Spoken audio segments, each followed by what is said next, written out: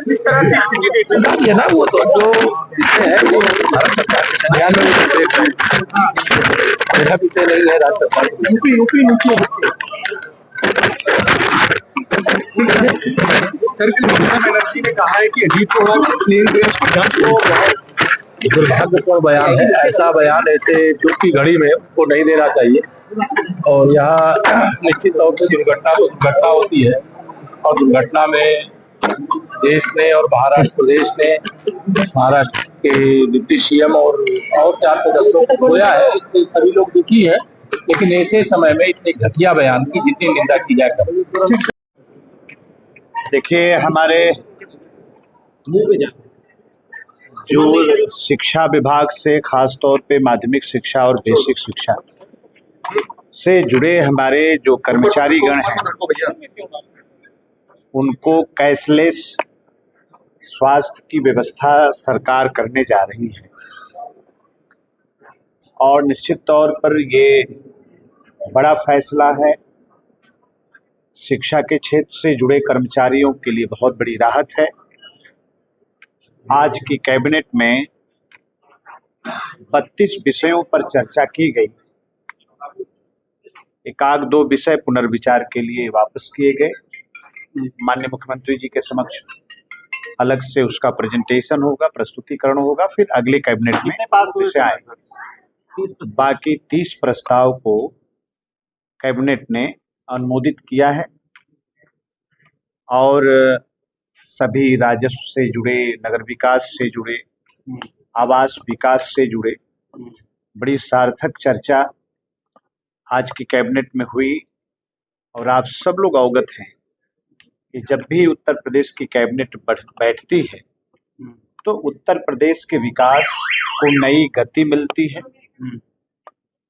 उत्तर प्रदेश का विकास और तेजी से आगे बढ़ता है। आने वाले 9 फरवरी से सदन भी शुरू होने जा रहा है। 9 से लेकर 20 तक अभी प्रस्तावित है। 9 से 20 चलेगा सर?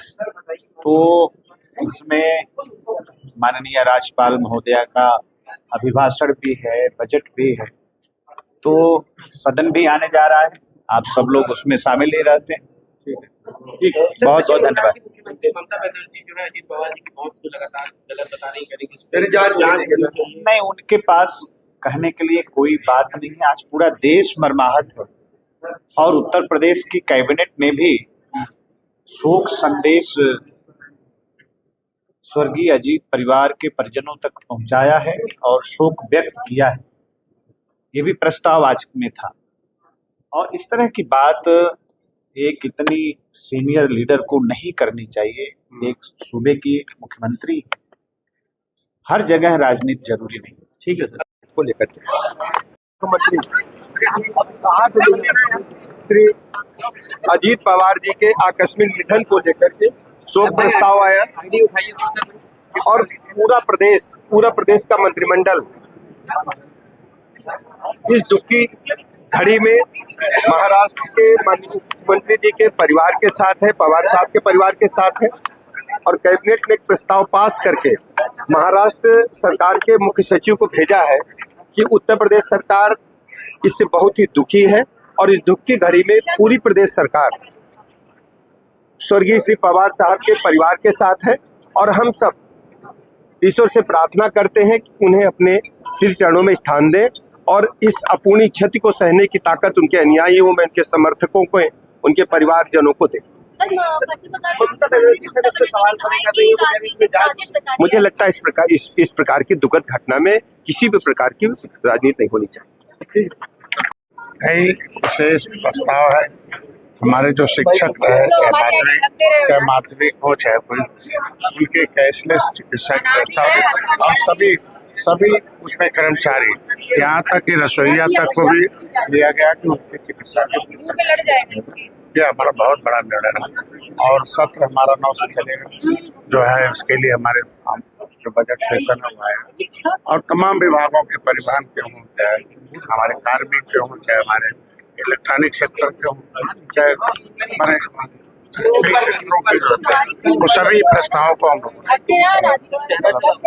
एक दो प्रस्तावों पे विचार के लिए भेज दिया गया, बाकी सब प्रस्ताव पारित।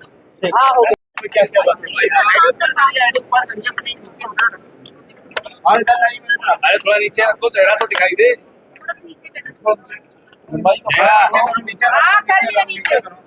नीचे करिए, थोड़ा नीचे